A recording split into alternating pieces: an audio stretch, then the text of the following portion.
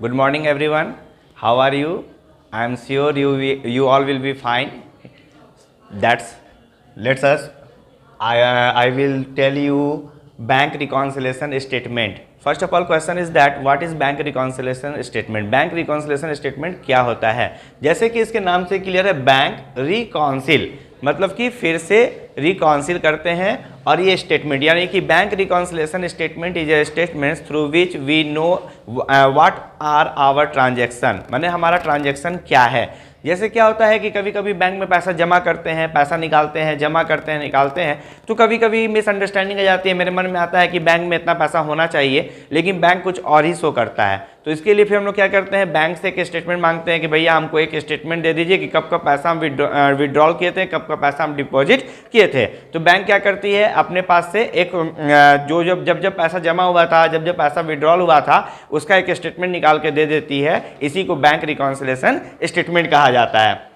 तो इसको और आगे बताने से पहले सबसे पहले हम ये क्लियर करना चाहेंगे कि बैंक में अकाउंट खुलता कैसे है। अगर मान लेते हैं कि आप बैंक में अकाउंट खोलना चाहते हैं तो क्या क्या सरकमस्टेंस होते हैं जिसको हमको पूरा करना होता है, या क्या क्या कंडीशंस होते हैं बैंक के जिसको कि हमको फुलफिल करना होता है। तो जैसे सबसे पहले जाएंगे कि बैंक के पास कि भैया हमको बैंक में अकाउंट खोलना है, तो पहला क्वेश्चन जो बैंक का होता है कि which type of account you want to open, मतलब कि कौन सा अकाउंट आप खोलना चाहते हैं। तो सबसे पहले इसके बारे में हम डिस्क्राइब कर दें कि बैंक में कौन कौन सा अकाउंट खुलता है। तो सबसे पहला हम लोग सेविंग अकाउंट के बारे में जानते हैं।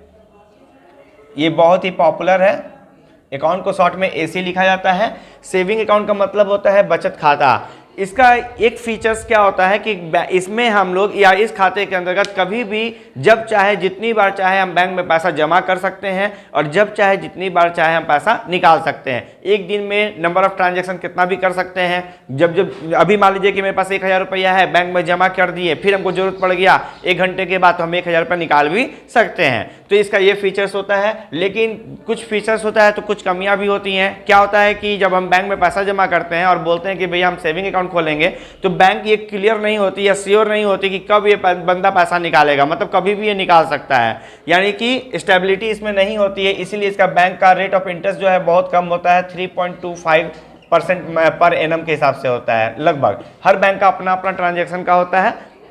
दूसरा हम लोग बैंक में अकाउंट खोलते हैं आरडी, यानी कि रेकरिंग डिपॉजिट इसको कहा जाता है।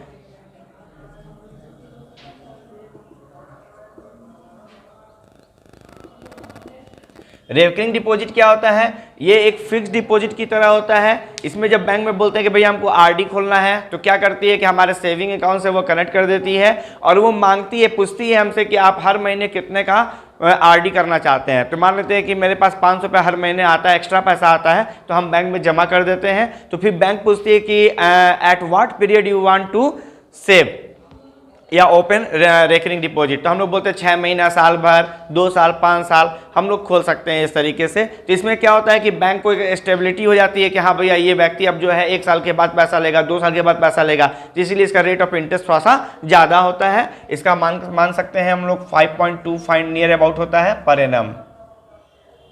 फिर तीसरा होता है एफडी, फिक्स डिपॉजिट जिसको कहा जाता है।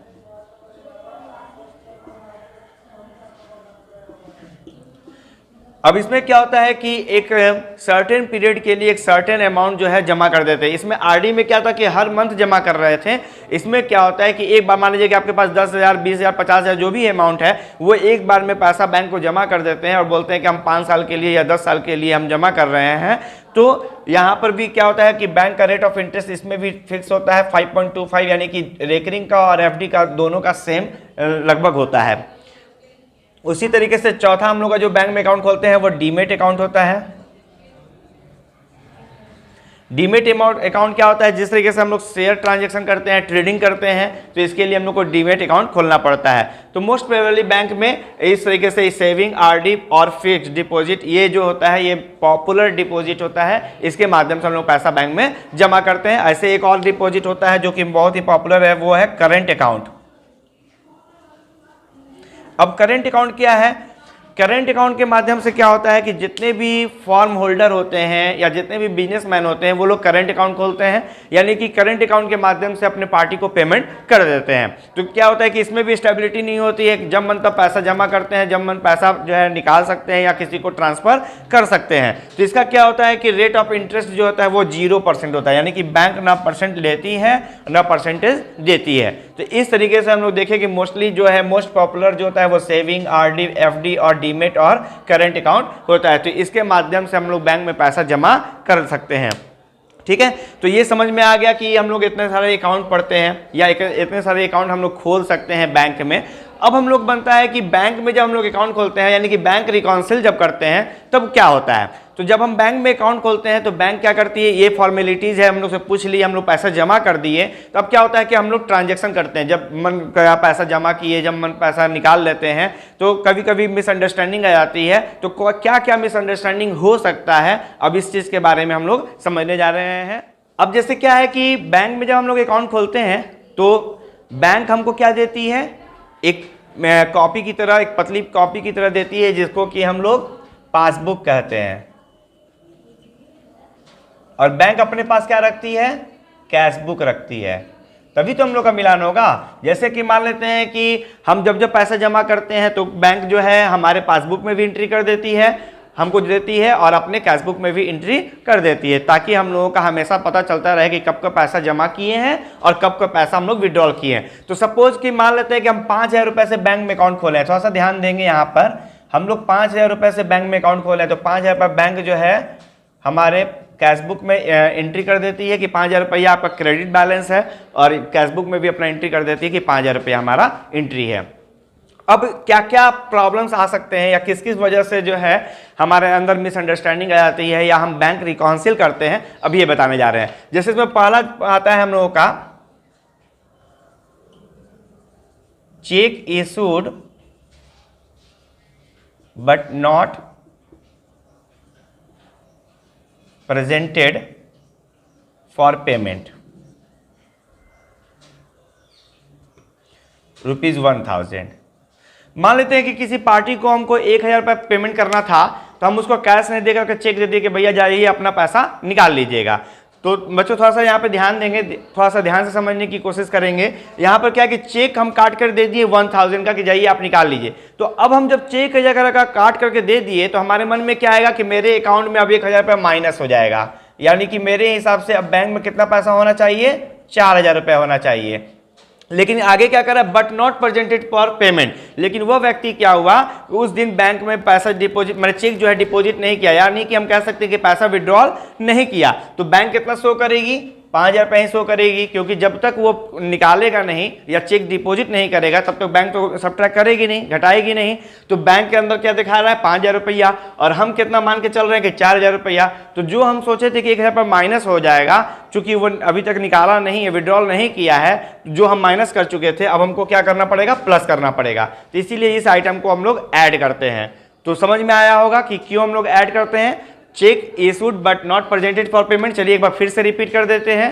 क्या होता है कि जैसे कि किसी को हम चेक काट के दे दिए कि भैया अपना पैसा ले जाओ, अब वो व्यक्ति क्या हुआ कि उस दिन बैंक में नहीं ले गया, चेक जो है विड्रॉल नहीं किया हमारे अकाउंट से, तो हम तो सोचेंगे कि मेरे अकाउंट से 1,000 रुपये घट गया, हम तो माइनस सोचेंगे कि मेरा 1,000 रुपये घट गया। लेकिन वो व्यक्ति चूंकि निकाला नहीं है तो बैंक तो अपने मन से निकालेगी नहीं, सब्ट्रैक्ट तो करेगी नहीं, बैंक अपना कितना शो करेगी, 5,000। तो जो हम 1,000 रुपये माइनस किए थे वो क्या चला जाएगा, प्लस में चला जाएगा। जब हम मिलान करने के लिए जाएंगे बैंक में, अपडेट करने के लिए जाएंगे अपना अकाउंट, तो देखेंगे कि मेरा 5,000 रुपया है, तो जो हम मेरे अंदर था कि 1,000 रुपये माइनस होना चाहिए वो माइनस नहीं करके अभी प्लस करेंगे, क्योंकि पैसा विड्रॉल नहीं हुआ है। तो ये था हम लोग का पहला कंडीशन। अब हम लोग दूसरा बताने जा रहे हैं।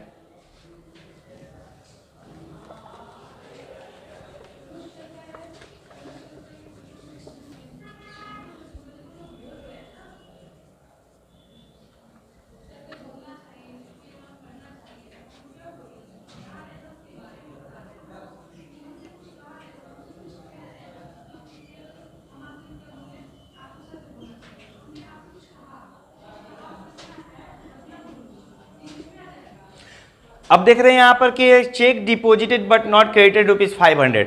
क्या होता है कि कोई पार्टी हमको चेक से पेमेंट किया, ऊपर वाले में हम लोग बताए थे कि चेक हम काट के दे रहे हैं, तो अगला भी तो चेक हमको काट के दे सकता है।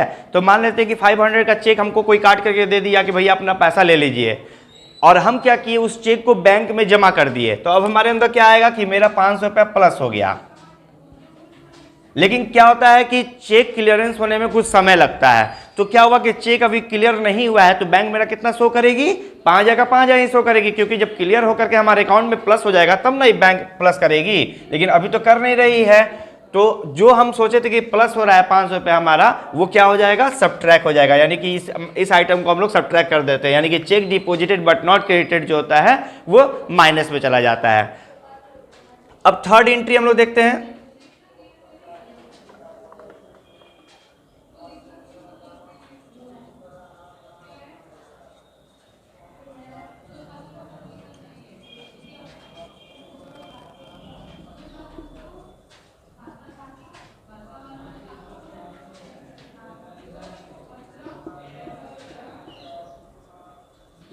अब मेरा थर्ड क्वेश्चन है, एक customer directly deposited in our account. कोई एक कस्टमर था जो हमसे पहले उधार माल खरीदा था, वो बिना बोले हुए मेरे अकाउंट में 2,000 रुपये डाल देता है। तो जब मेरे अकाउंट में पैसा डाल देता है तो मेरे को तो पता नहीं है, तो बैंक के पास पैसा आ गया 2,000 रुपये, तो बैंक क्या करेगी, प्लस कर लेगी, यानी कि बैंक कितना शो करेगी, 7,000। लेकिन जब हम बैंक में जाएंगे अपडेट कराने के लिए अपना अकाउंट, तो देखेंगे कि 2,000 रुपये वो पार्टी मेरे को पेमेंट कर दिया है, तो हम भी क्या करेंगे, प्लस करेंगे, यानी कि ये आइटम क्या होगा, प्लस हो जाएगा। तो चेक एक customer directly deposited in our account जब रहेगा तो इसको हम लोग क्या करते हैं, ऐड करते हैं। क्यों करते हैं, ये क्लियर हो गया होगा। चौथा कंडीशन होता है,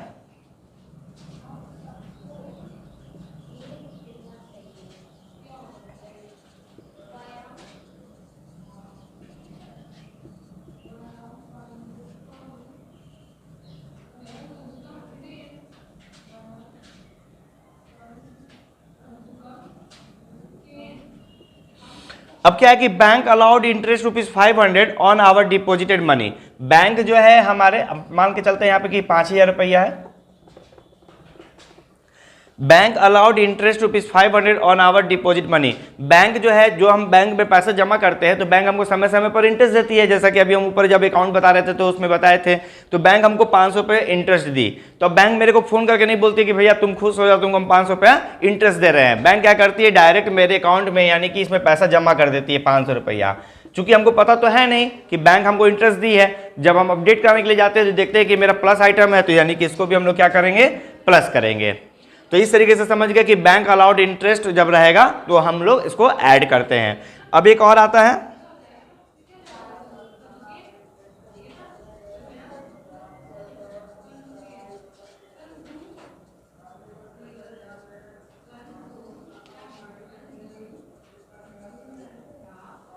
बैंक चार्ज कमीशन ₹200। बैंक चूंकि हमको बहुत सारी फैसिलिटीज देती है, जैसे कि हम लोग को प्लास्टिक कार्ड यानी कि एटीएम फैसिलिटी देती है, नेट बैंकिंग देती है ना, तो उसके बिहाफ में बैंक कुछ सर्विस चार्ज के रूप में काटती है। तो वही यहाँ पर है कि बैंक चार्ज कमीशन ₹200। बैंक जो है 200 रुपये कमीशन चार्ज की, तो बैंक हमको फोन करके नहीं बोलती कि बहुत तुम खुश हो जाओ, बहुत खुश हो गए हो, अब चलो थोड़ा सा रो, ऐसा तो बोलती नहीं है। वो क्या करती है, डायरेक्ट मेरे अकाउंट से डिडक्ट कर लेती है। तो हमको भी क्या करना पड़ेगा, ये आइटम माइनस करना पड़ेगा, यानी कि हम लोग माइनस कर देंगे। जैसे कि 200 रुपये बैंक हमारे अकाउंट से काट लेती है, तो हम भी यहाँ पर माइनस करेंगे। तो इस तरीके से देख रहे हैं कि मोस्टली हम लोगों का 5 होता है, लेकिन एक और होता है जो कि हम आपके बता देते हैं।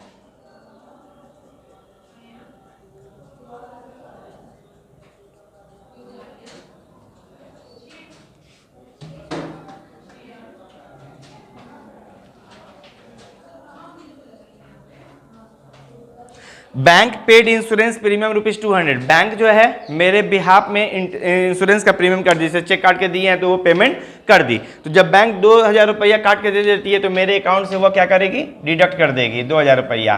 तो बैंक जब डिडक्ट किए तो हमको भी माइनस करना पड़ेगा। तो मोस्टली ये 6 आइटम होता है, जो पहला बताए थे आपको कि check issued but not presented for payment, जो उसको ऐड करते हैं। क्यों ऐड करते हैं ये बता चुके हैं। Check deposited but not credited ₹500, इसको सब्ट्रैक्ट करते हैं। क्यों करते हैं ये भी हम बता चुके हैं। एक customer directly deposited in our account, एक कस्टमर है जो हमारे अकाउंट में मेरे से बिना बोले हुए पैसा डाल देता है, तो चूंकि बैंक ऐड कर देती है तो हम भी ऐड करेंगे। फिर उसके बाद bank allowed interest ₹500 on our deposit money. क्या होता है कि बैंक में जो मेरा डिपॉजिटेड मनी होता है तो उस पर समय समय पर बैंक हमको इंटरेस्ट देती है, जो जब इंटरेस्ट दिए तो बैंक ऐड किए तो हम भी ऐड कर लिए। Bank charge commission ₹200। बैंक क्या होता है, समय समय पर हमको बहुत सारी फैसिलिटीज देती रहती है, उसके बिहाफ में बैंक कुछ चार्ज काट लेती है, तो जब काट लेती है तो ये माइनस कर देती है, तो हम भी माइनस कर लेते हैं। फिर उसके बाद bank paid insurance premium. Bank जो है हमारे कहने पर इंश्योरेंस का प्रीमियम पेमेंट कर रही है, तो बैंक जब डिडक्ट की है तो हमको भी डिडक्ट करते हैं। यानी कि हम लोग यहाँ पर ध्यान देंगे तो क्या हुआ कि बैंक के अकॉर्डिंग हम चलते हैं। क्यों चलते हैं? क्योंकि बैंक में पैसा जमा कर रहे हैं तो उसी समय बैंक क्या करती है, ऐड कर लेती है, सब्ट्रैक्ट कर लेती है। हमसे लिखने में देर हो सकता है, हम कभी अपने लिखते तो सोचते चलो भाई कल लिखेंगे, तो इसी वजह से मिसअंडरस्टैंडिंग आ जाती है, जो कि बैंक से हम लोग रिकॉन्सिल करते हैं, यानी कि एक स्टेटमेंट मांगते हैं और बैंक हमको स्टेटमेंट दिखा देती है कि आपका ये पैसा इस टाइम में जमा हुआ था, इस रिगार्डिंग जमा हुआ था, इस रिगार्डिंग आपका पेमेंट हुआ है। तो इस तरीके से हम लोग समझ गए कि बैंक रिकॉन्सिलेशन स्टेटमेंट क्या है, इसको कैसे अब बनाते हैं, अब ये हम बताने जा रहे हैं एक क्वेश्चन के माध्यम से। तो देख रहे हैं यहाँ पर एक क्वेश्चन है कि प्रिपेयर बीआरएस, इसको बैंक रिकॉन्सिलेशन स्टेटमेंट को शॉर्ट में बीआरएस भी कहा जाता है। B for bank, R for reconciliation, S for statement. तो कह रहा है कि prepare BRS from the following particulars on 31 July 2019।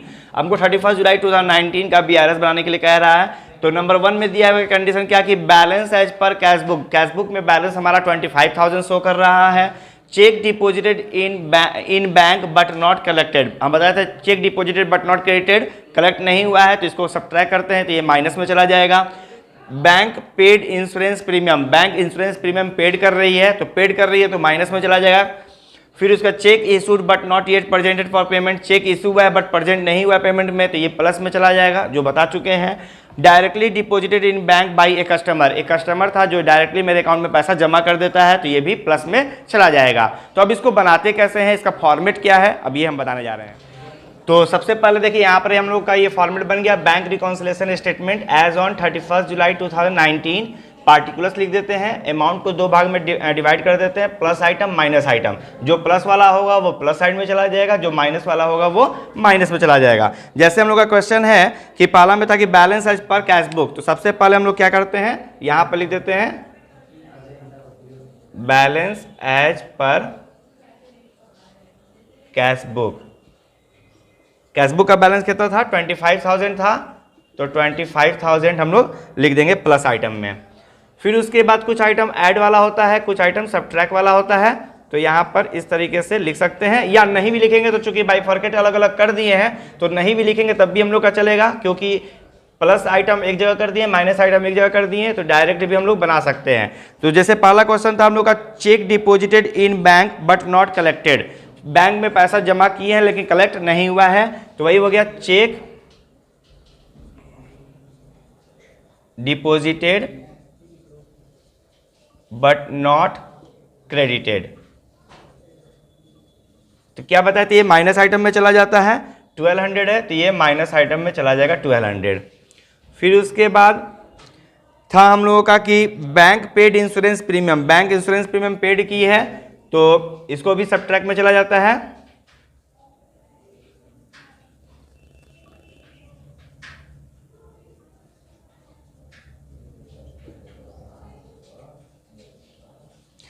कितना रुपए अमाउंट है, 1000 है, ये 1000 फिर माइनस में चला जाएगा।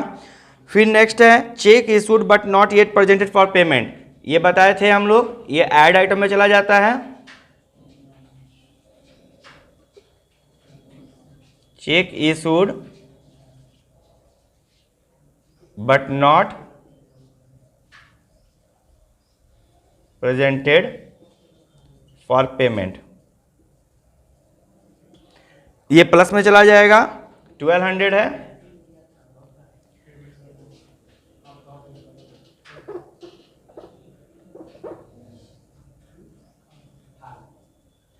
फिर उसके बाद है हम लोगों का directly deposited in bank by a customer, एक कस्टमर था जो डायरेक्ट हमारे अकाउंट में जमा कर देता है, तो ये भी प्लस में चला जाएगा।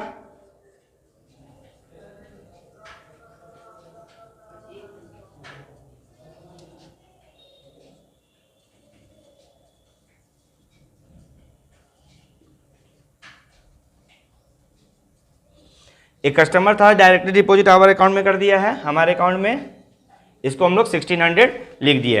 अब आगे हम लोग का तो क्वेश्चन है नहीं।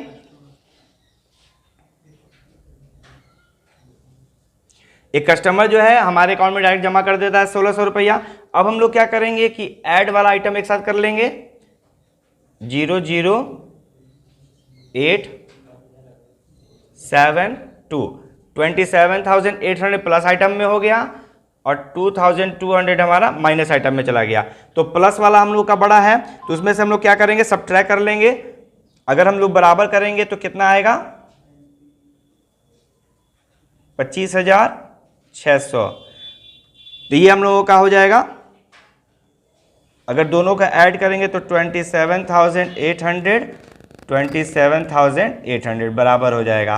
फिर यहाँ पर लिख देंगे हम लोग बैंक रिकॉन्सिलेशन जो हम लोग बनाए थे, इसमें क्या था, हम लोग का कैशबुक का दिया हुआ था, तो बैलेंस जब भी आएगा तो वो पासबुक का आएगा। अगर क्वेश्चन में पासबुक दिया रहा था तो बैलेंस यहाँ पर कैशबुक का आता, क्योंकि हम लोग दोनों से मिलाते हैं। तो यहाँ पर लिख देंगे बैलेंस एज पर पासबुक। तो इस तरीके से हम लोगों का देख रहे हैं कि ये बैंक रिकॉन्सिलेशन स्टेटमेंट बनता है। लेकिन एक चीज और ध्यान देंगे कि ये जो हम लोग बनाए थे कि बैलेंस एज पर कैशबुक, अगर क्वेश्चन में हो कि बैलेंस एज पर पासबुक का अमाउंट दिया हो तब उसको कैसे बनाएंगे, तो जस्ट इसका रिवर्स हो जाएगा। जो कैशबुक में जो आइटम ऐड करने वाला होता है वो पासबुक में सब्ट्रैक्ट कर देंगे, यानी कि ये माइनस में चला जाएगा, ये जो माइनस वाला ये प्लस में आ जाएगा, ये प्लस वाला है वो माइनस में चला जाएगा। इसका एक और होता है balance as per cashbook overdraft. जब ओवरड्राफ्ट रहेगा तो कैशबुक का भी उल्टा हो जाएगा, यानी कि पासबुक की तरह बनेगा। ठीक है, अगर रहेगा कि balance as per passbook overdraft, passbook का ओवरड्राफ्ट दिया हुआ रहेगा वो उसी के जैसा बनेगा। समझ में आ रहा है, यानी कि उसका जस्ट रिवर्स हो जाता। अब जैसे रहेगा balance as per cashbook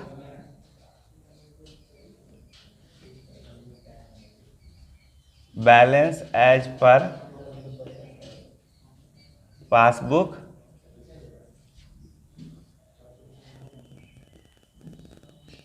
balance as per cashbook overdraft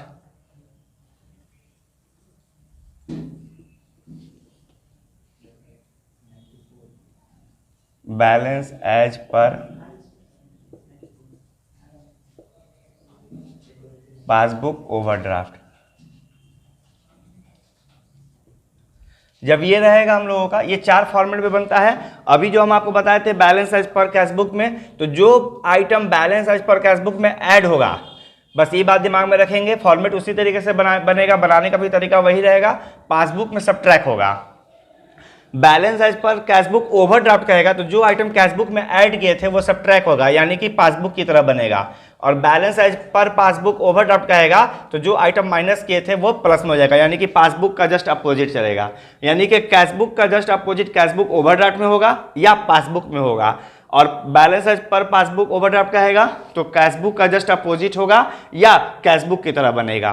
तो इस तरीके से चार फॉर्मेट होता है, क्वेश्चंस एग्जाम में आते हैं। तो मुझे पूरा विश्वास है कि आपको बहुत अच्छे से समझ में आया होगा। अगर थोड़ा सा भी कन्फ्यूज़न होगा, नहीं समझ में आया होगा, तो बिल्कुल कमेंट बॉक्स में कमेंट करेंगे और लाइक ज़रूर करेंगे, व्यूज़ ज़रूर बढ़ाएंगे और दोस्तों आपस में एक दूसरे से शेयर ज़रूर करेंगे, क्योंकि मेरा मेन उद्देश्य जो होता है उन व्यक्तियों तक या उन कैंडिडेट्स तक पहुंचाना जो कि पढ़ नहीं पाते हैं, चाहे जो भी सोर्सेज के माध्यम से आपके पास पहुंच जाता है तो आपके लिए बहुत अच्छा होगा, उनके लिए भी बहुत अच्छा होगा। चलिए, बेस्ट ऑफ लक।